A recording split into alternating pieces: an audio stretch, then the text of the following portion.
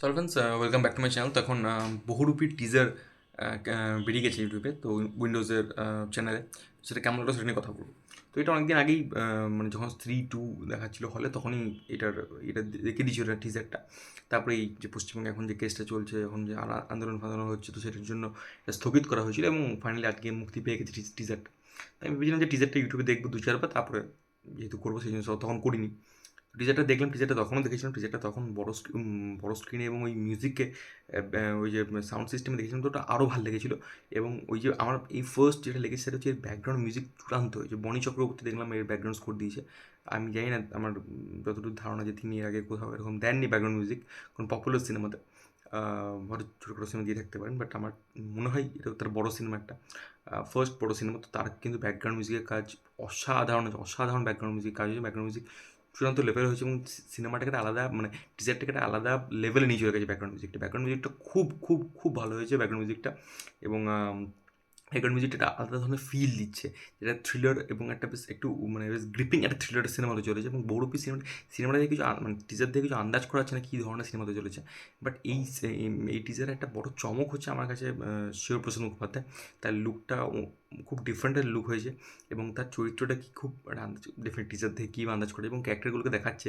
কৌশানী ক্যারেক্টারটা একদম একটু অন্য ধরনের লুক তাকে দেওয়া হয়েছে এবং আবিরকে একটা পুলিশ অফিসারের ভূমিকা দেখা গেছে আমার মনে হয় আবির এবং রীতাভরি হাজব্যান্ড ওয়াইফ প্লে করছে একটা সিনে, যে দেখে যা মনে হলো। এবং দেখে মনে হচ্ছে এই বোলপুর সাইডে শ্যুট করা হয়েছিল। উইন্ডোজে বেশিরভাগ সিনেমা তো এই সাইডে শ্যুট করে, বোলপুর সাইডে, তো ওইখানেই শ্যুট করেছে বলে মনে হচ্ছে। বোলপুর ইলামবাজার এই জঙ্গল সাইডে শ্যুট করেছে। এবং এটা কিন্তু এরা মানে মানে দেখে যা মনে হচ্ছে বাজেট ইনভলভ রয়েছে। তার কারণ হচ্ছে যে অ্যাকশন সিনগুলো করা হয়েছে এবং যেভাবে ব্যাকগ্রাউন্ড মিউজিকটাকে দিয়ে যে শ্যুট করা হয়েছে, বড় ফ্রেমিং রেখে ক্যামেরা কাজ কি দুটো ক্যারেক্টার সামনে পিছন থেকে সামনের দিকে আসছে ক্যারেক্টার এবং ক্যামেরাটা ফলো করছে সামনের দিক থেকে। তো টেকনিক্যালি কিন্তু খুব ভালো হয়েছে সিরিজটা দেখতে গেলে। এবং আবিরকে অন্য ধরনের মানে অন্য ধরনের লাগছে দেখতে।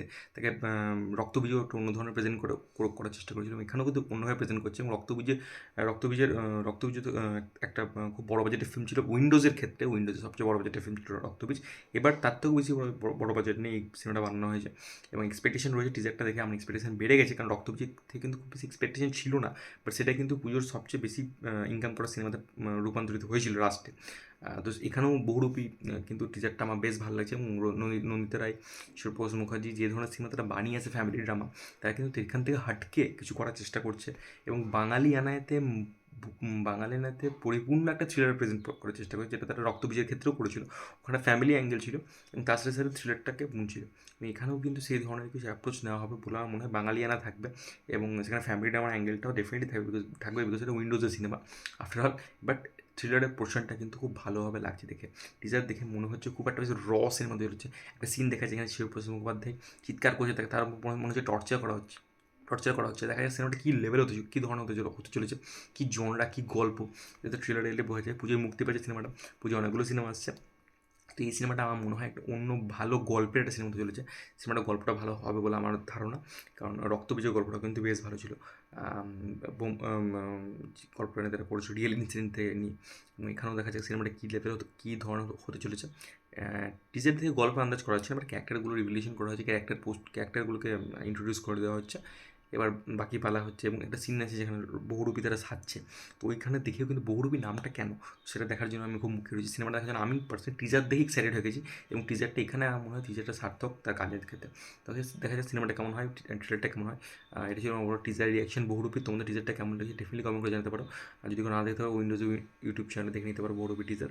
আর ভিডিওটা ভালো লাগলে চ্যানেলটাকে প্লিজ সাবস্ক্রাইব করে দিও। Take care, good by.